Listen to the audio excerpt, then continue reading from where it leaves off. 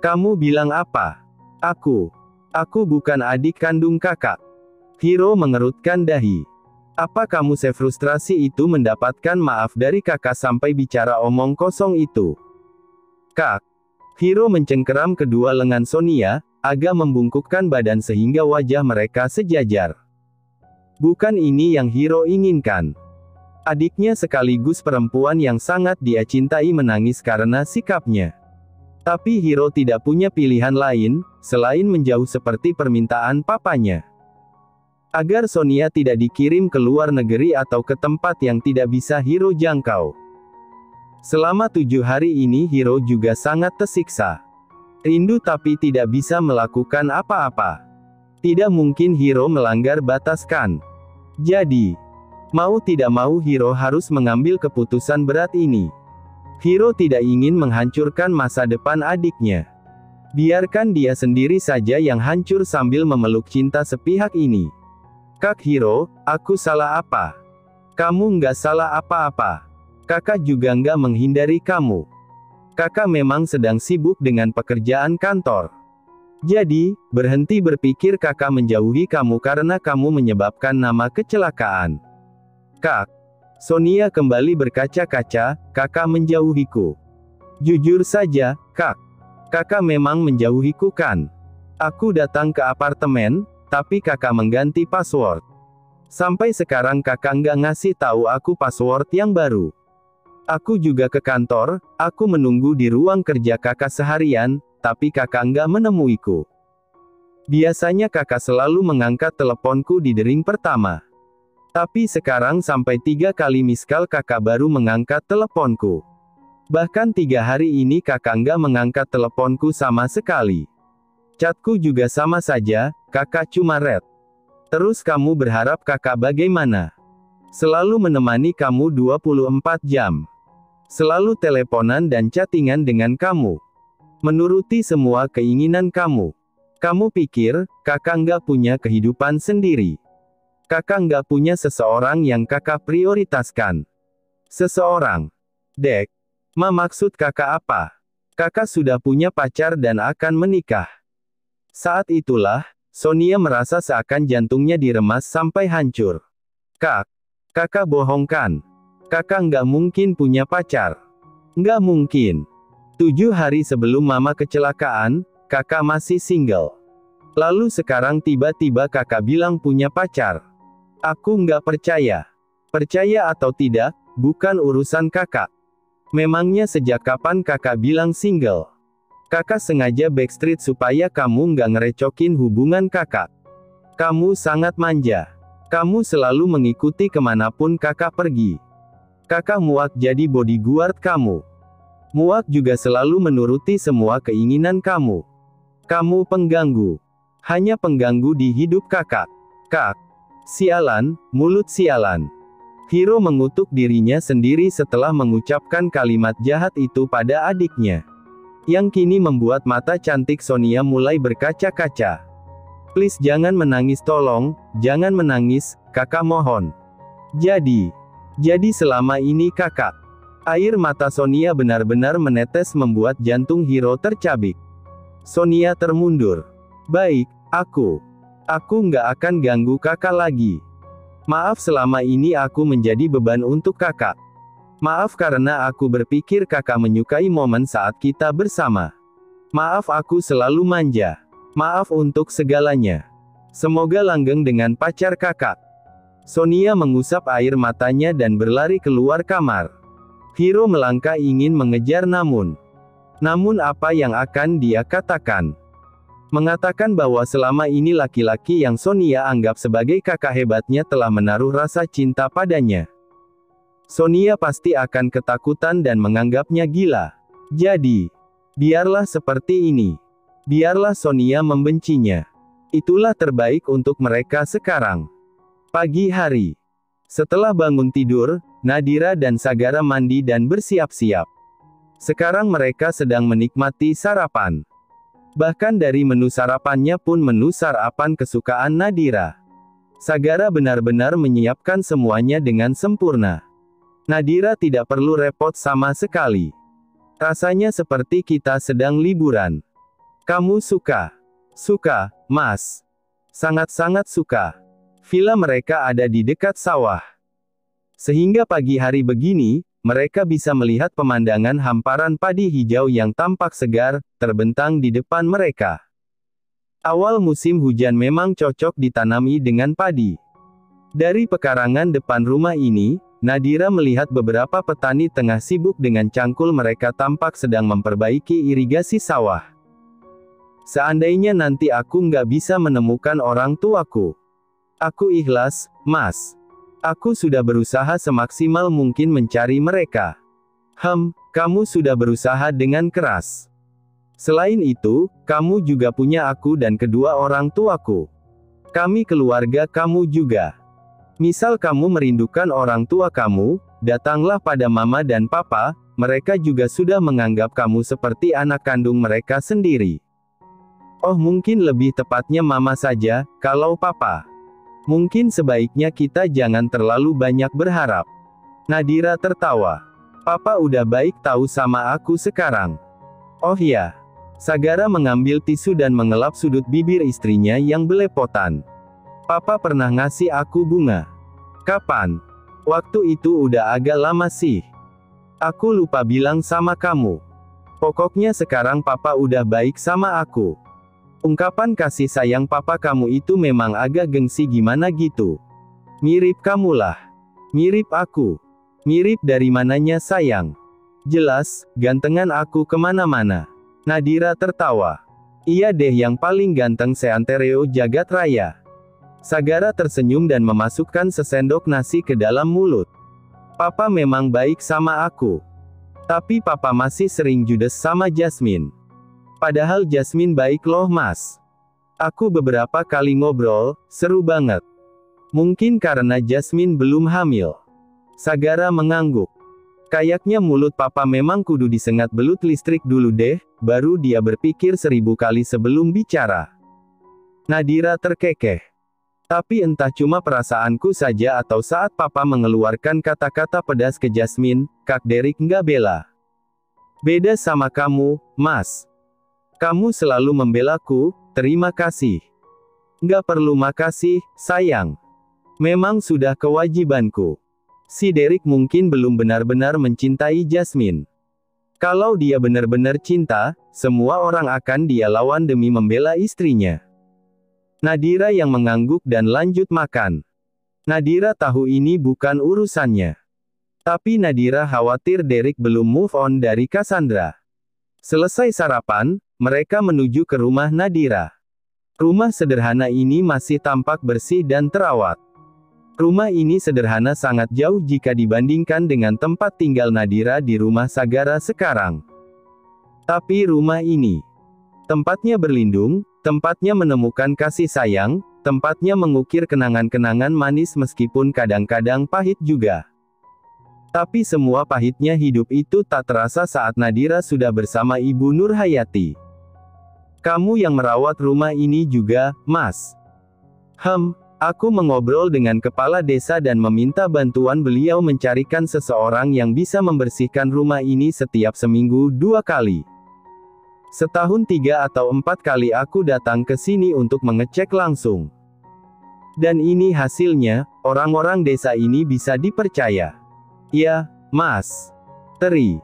Sayang, kamu sudah mengucapkan kata itu ratusan kali sejak kemarin. Nadira tersenyum. Mereka pun memasuki rumah yang meskipun sudah dibersihkan tetap terlihat tua. Semoga ada petunjuk di sini. Semoga saja para pekerja itu tidak membuang barang-barang berharga milikmu. Aku sudah memperingatkan mereka jangan membuang barang-barang yang ada di dalam lemari, laci atau tersimpan di tempat-tempat tertentu. Mereka bilang iya. Tapi aku tidak tahu prakteknya. Ya, Mas. Mereka menyusuri ruangan demi ruangan untuk melihat-lihat apa ada sesuatu yang bisa mereka gunakan sebagai petunjuk. Setiap menyentuh barang-barang di rumah ini, Nadira jadi bernostalgia. Seandainya ibu panjang umur, aku nggak akan ke kota. Tetap tinggal di desa dan mungkin menikah dengan anak juragan tanah. Tapi aku. Sagara langsung menoleh dengan mata memicing. Sejak awal kita menikah kamu selalu membahas tentang anak juragan tanah. Dan sampai sekarang kamu masih mengingatnya. Ya sudah. Sana nikah saja dengan anak juragan tanah. Jangan pedulikan aku. Nadira tersenyum. Aku bilang seandainya, Mas. Maksudku jika tiba-tiba takdir berubah. Tetap saja kamu masih ingat anak juragan tanah. Menyebalkan sekali. Nadira meletakkan pas foto di meja dan menghampiri suaminya. Sagara langsung melengos dan melipat tangan di depan dada. Kamu cemburu ya? Enggak. Jangan cemburu sama dia Mas. Aku juga belum menyelesaikan kalimatku tadi, kamu main potong saja. Seandainya aku tetap di desa, mungkin aku akan menikah dengan si dia itu. Tapi karena aku tidak mencintainya, aku akan mencari laki-laki yang aku cintai. Dan kamu. Nadira berjinjit agar wajahnya sejajar dengan wajah suaminya. Kamu adalah laki-laki yang paling aku cintai, Mas. Gara-gara. Sagara memalingkan wajah dengan bibir menahan mati-matian untuk tidak tersenyum. Mas Gara, Masku, Mas sayangku. Nadira masih terus membujuk dengan suara yang manis dan imut. Kalau begini Sagara mana tahan. Tiba-tiba Sagara menangkup pipinya. Mas, jangan, Nadira menggeleng, kalau ada warga lihat kita ciuman atau melakukan hal-hal aneh kita bisa digerebek. Kan suami istri.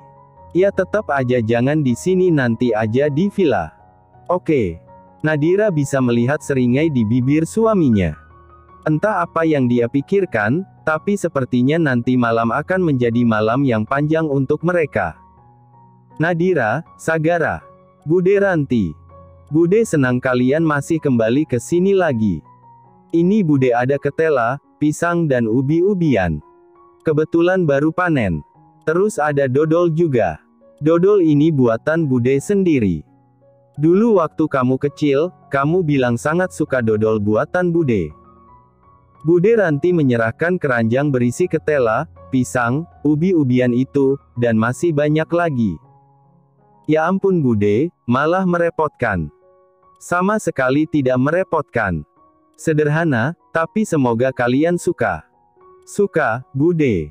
Kami sangat suka. Terima kasih banyak, ucap Sagara. Kemarin sore kamu bilang kedatangan kamu ke sini ingin mencari tahu tentang pekerjaan ibu kamu selama di kota. Ibu kamu pernah bilang dia bekerja menjadi pembantu. Bude lupa alamatnya sehingga tadi sore Bude belum bisa memberikan informasi apa-apa. Tapi tadi malam saat Bude cari lagi di kamar, Bude menemukan ini. Bude Ranti menyerahkan sebuah foto. Saat itu ibu kamu memperlihatkan foto-fotonya dan memberikan foto ini. Katanya ini foto di depan rumah majikannya, majikan satu-satunya. Saat dia pulang, foto ini tertinggal di rumah Bude. Bude ingin mengembalikan tapi lupa. Sampai akhirnya ibunya sudah berpulang. Nadira menerima selembar foto itu dan mengamati, begitu juga Sagara yang ikut memperhatikan. Mungkin kamu bisa mencari petunjuk dari foto itu atau mungkin kamu bisa mencari koleksi foto-foto ibu kamu yang lain. Ya, Bude, terima kasih banyak. Akhirnya karena tidak menemukan petunjuk apa-apa, Nadira dan Sagara pamit pulang. Nadira juga memeluk Bude Ranti dan mengucapkan salam perpisahan. Sekarang mereka sudah berada di dalam mobil menuju ke bandara. Kamu tahu dulu ibu kamu bekerja jadi pembantu. Ya, Mas. Ibu pernah bilang bekerja di kota jadi pembantu. Tapi karena menikah dengan bapak dan hamil, ibu pindah ke kampung. Nadira menatap foto itu lagi. Maaf ya, aku nggak bermaksud menjelekkan ibu kamu, tapi ada kemungkinan ibu kamu menculik kamu dari majikannya, yang mungkin orang tua kandung kamu. Iya, Mas. Mungkin saja. Tenang, nanti aku bantu cari pemilik rumah ini, sepertinya kita sudah semakin dekat. Sabar ya. Nadira mengangguk. Siang hari. Siang ini Hiro mengajak keluarga besarnya makan siang di luar, katanya ingin mengenalkan seseorang. Sepanjang menunggu kedatangan mereka, Sonia murung. Tidak selera makan, bahkan rasanya ingin pulang saja dari sini. Hatinya sedang patah, akan sangat menyakitkan dipaksa tersenyum di depan semua orang nanti. Terutama di depan Hiro yang akan membawa calon istrinya. Nah itu mereka. Itu bukannya teman kamu. Sonia mengerjapkan mata mendengar suara mamanya. Perlahan mendongakkan kepala dan melihat Hiro datang bersama Jessica. Maaf, kami terlambat. Kami keasikan ngobrol di apartemen Jessica waktu aku menjemputnya. Kami selalu saja begitu, selalu lupa waktu kalau sudah berduaan, ucap Hiro sambil merangkul lengan Jessica. Ya ampun, jadi selama ini kalian backstreet. Sonia, jangan-jangan kamu juga sudah tahu selama ini mereka pacaran. Jessica teman kamu kan? Aku. Sonia sudah tahu, Tante. Tapi aku melarangnya mengatakan ke siapapun. Karena saat itu aku dan Kak Hiro belum ada rencana ke jenjang yang lebih serius, ucap Jessica. Sekarang udah ada rencana berarti? Tanya Marshanda dengan senyuman menggoda. Iya, Tante, kemarin Kak Hiro melamarku. Katanya ingin langsung menikah saja dalam waktu dekat. Marshanda benar-benar tidak menyangka. Atau jangan-jangan selama 7 hari ini kamu kelihatan murung dan galau karena kamu takut lamaran kamu ditolak Jessica. Ya, Ma. Aku sangat mencintainya dan sangat takut kehilangannya, ucap Hiro menatap Sonia. Kenapa kamu malah menatap adik kamu? Bilang cintanya sambil menatap Jessica dong. Marshanda tertawa. Hiro hanya mengangguk dan menarik kursi untuk Jessica agar duduk di sebelahnya. Mereka pun lanjut makan sambil membicarakan hubungan Hiro dan Jessica. Namun sepanjang makan, Hiro tidak melepas pandangan dari adiknya yang tampak murung. Selesai makan menu utama, Jessica menuju ke kamar mandi. Sonia mengikutinya. Belum sempat Jessica masuk ke dalam kamar mandi, Sonia menariknya menuju ke sisi gedung yang lebih sepi. Sandiwara apa ini? Sandiwara.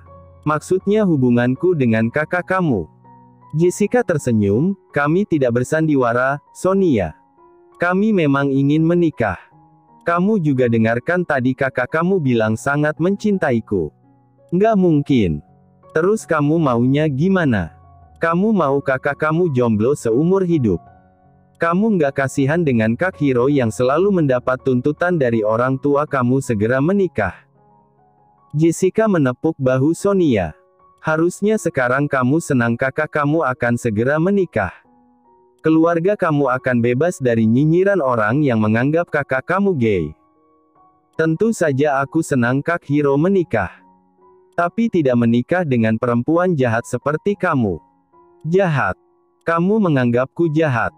Oke, aku bisa benar-benar menjadi orang jahat kalau kamu menganggapku begitu. Tapi aku juga bisa menjadi ibu peri yang sangat baik kalau kamu menganggapku baik. Aku akan membantu kamu menyembunyikan identitas kamu. Kita bisa menjadi kakak ipar dan adik ipar yang akur. Tidak. Sonia mengepalkan tangan. Sampai kapanpun aku tidak akan pernah membiarkan kamu menikah dengan Kak Hiro. Aku tidak akan pernah membiarkan orang licik seperti kamu masuk ke dalam keluarga itu. Lalu kamu menghancurkan mereka dengan wajah ibu perimu. Jessica tertawa, terus kamu mau bagaimana? Mau membongkar identitas kamu di depan semua orang? Kalau itu bisa menghentikan kamu, akan aku lakukan. Akan aku pastikan tidak ada yang hancur selain diriku. Sonia hendak pergi namun Jessica lebih dulu menahan tangannya. Menariknya menuju ke pilar dan mendorongnya cukup keras. Jangan main-main. Kamu yang jangan main-main denganku. Sonia membalik posisi sehingga Jessica yang tersudut di pilar.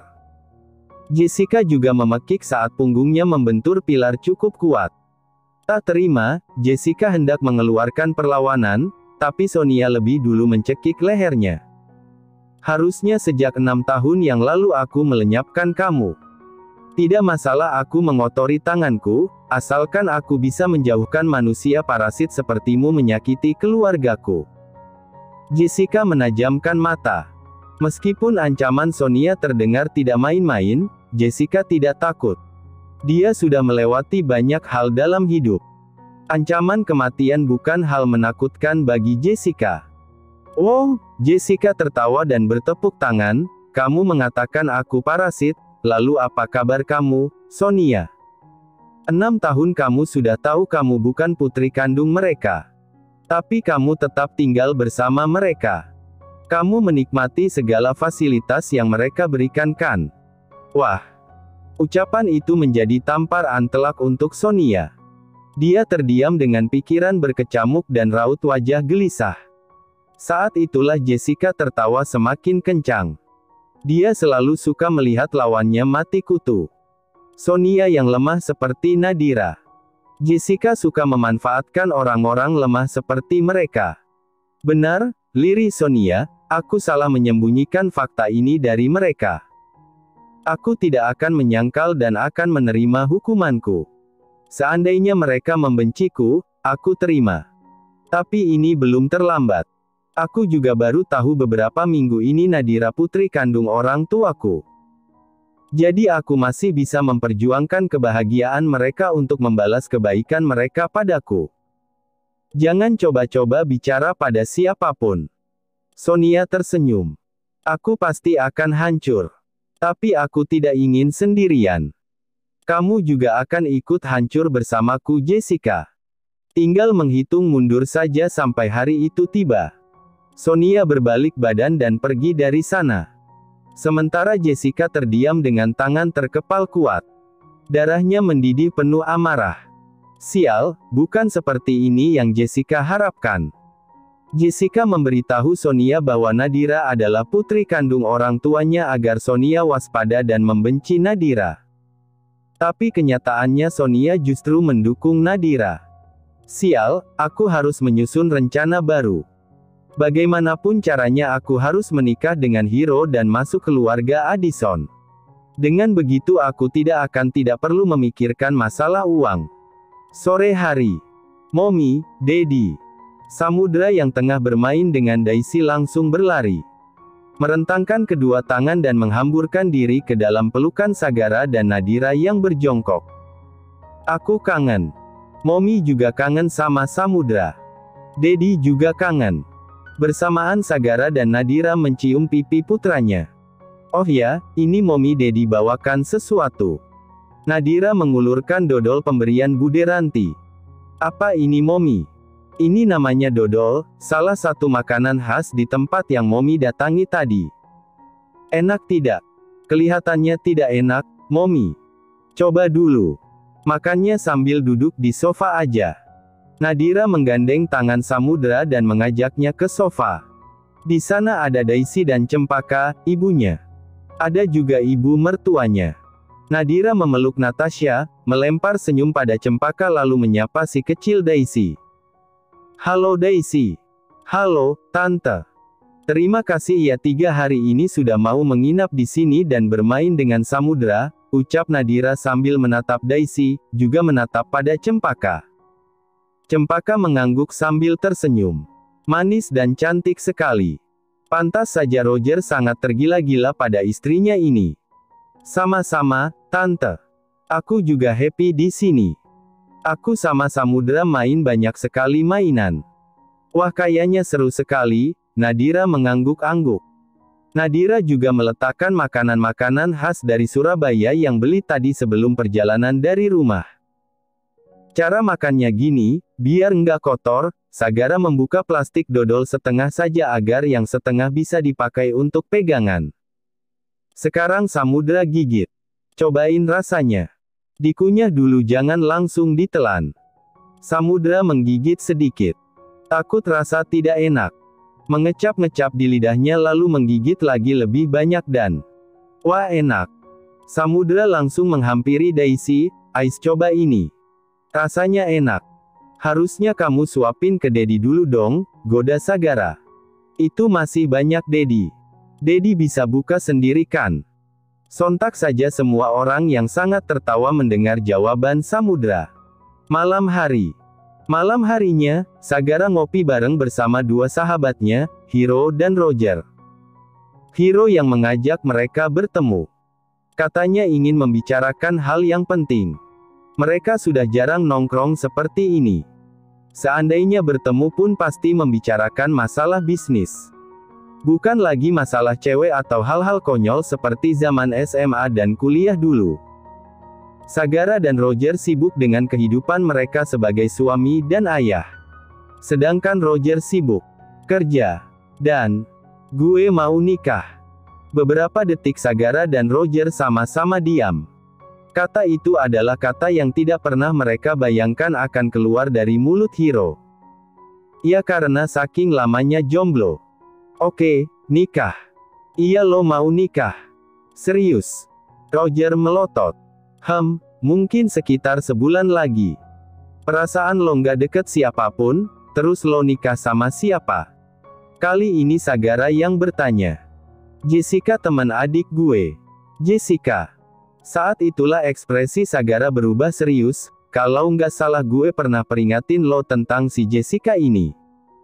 Dia rubah berselimutkan domba. Dia menjual Nadira temannya sendiri ke klub malam. Manusia bisa berubah kan? Benar, tapi manusia-manusia seperti Jessica gue nggak yakin bisa berubah. Manipulatif, licik, sok polos, sok lugu. Dia punya 1000 wajah. Lo bahkan nggak akan tahu wajah mana yang dia pakai saat kalian bertemu. Hiro terdiam. Oke, gue nggak kenal siapa si Jessica ini. Tapi kalau dari insting gue, sebaiknya cari perempuan lain. Pun kalau misalnya lo menikah dengan Jessica hanya pernikahan kontrak, seperti Sagara dan Nadira dulu, tetap pikir-pikir dulu, ucap Roger, yang kebenarannya 100%. Hiro berencana nikah kontrak dengan Jessica. Setelah 1 tahun mereka akan bercerai. Jessica setuju dan mereka mulai berakting kemarin di acara makan siang keluarga. Hiro terdesak sekarang. Dia tidak punya pilihan lain selain menikah. Jika tidak, papanya akan membawa Sonia pergi. Atau mungkin alasan itu cuma alibinya. Sebenarnya Hiro takut pada dirinya sendiri. Takut melanggar batasan yang telah dia buat sendiri. Batasan untuk tidak bercinta dengan adiknya sendiri. Pikir-pikir lagi. Atau gini aja deh, kalau lo butuh cewek buat nikah kontrak gue ada. Lo tinggal bilang aja maunya gimana. Entar gue cariin, ucap Roger. Gue mau perempuan yang berusia 26 tahun, rambutnya panjang, matanya tidak bulat tapi juga tidak sipit. Hidungnya mancung. Pipinya agak bulat, saat marah akan menggembung besar. Bibirnya tipis, saat sebal bibirnya akan yang monyong-monyong seperti bebek. Hiro tersenyum. Lo nggak lagi deskripsin adik lo kan? Tanya Sagara. Gue tahu lo agak gila Hiro. Tapi gue harap lo nggak sekila itu jatuh cinta dengan adik kandung lo sendiri. Hiro terkekeh. Enggak lah, enggak mungkin gue jatuh cinta dengan adik kandungku sendiri. Menarik nafas panjang, Hiro menatap kedua sahabatnya. Gue akan tetap menikahi Jessica. Cuma pernikahan kontrak. Tenang aja, Jessica nggak akan bunuh gue. Jangan lupa gue seperti apa. Sagara dan Roger sama-sama mengangguk. Mereka terlalu mengkhawatirkan Hiro sampai lupa siapa Hiro ini. Laki-laki misterius dengan istri kepala yang aneh. Ya, bisa dipastikan seandainya Jessica punya niat buruk, dia akan mati sebelum berhasil menjalankan rencananya. BTW, gue mau tanya sesuatu. Sagara mengeluarkan ponsel dan menunjukkan sebuah foto. Foto mendiang Ibu Nurhayati di depan sebuah rumah. Fokus ke rumah di belakang ibu ini. Rumah ini kayak nggak asing. Gue merasa pernah ke sini. Tapi gue lupa. Kalian tahu rumah ini? Roger dan Hiro tampak serius melihat foto itu sampai main zoom. Ini rumah gue dan ini mantan pembantu gue, jawab Hiro. Rumah lo? Rumah lama gue sebelum kami pindah ke rumah baru sekarang, nggak lama setelah adik gue lahir. Kalau nggak salah, lo dan Tante Natasha pernah datang sekali jenguk adik gue di rumah itu. Meskipun keluarga kita kenal baik. Dulu kita nggak temenan. Kita mulai akrab saat SMA. Sagara mencoba menggali ingatan masa lalunya.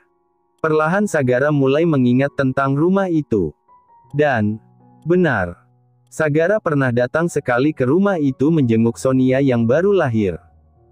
Kira-kira usia Sagara 10 tahun saat itu. Jadi, otak Sagara bekerja keras menyimpulkan semuanya. Jadi, ada kemungkinan besar Hiro dan keluarganya adalah keluarga kandung Nadira. Pantas saja di klub hari itu lo langsung tertarik dengan Nadira. Bahkan lo nggak mau melepas Nadira meskipun gue menawar 5 kali lipat. Mungkin kalau hari itu gue nggak paksa cium Nadira dan membawanya pergi, lo bakal nidurin adik kandung lo sendiri. Nadira adik kandung gue.